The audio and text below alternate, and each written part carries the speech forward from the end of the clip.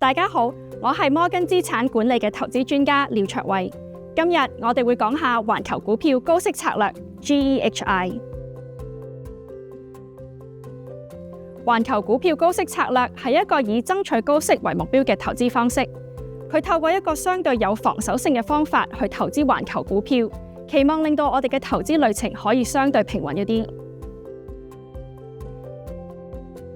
我哋投資喺多元化嘅派息股入面，同時亦都會平衡返企業嘅基本面同埋佢嘅估值。我覺得應該係足球，因為今年有世界盃 ，GEHI 應該同樣係焦點。我覺得 GEHI 嘅運作就好似一隊精英嘅足球隊一樣，後防紮實防守，中前場非常勤力去爭取收益。我哋嘅目標唔單止只係贏一場波嘅賽事，而係希望可以一直去贏波。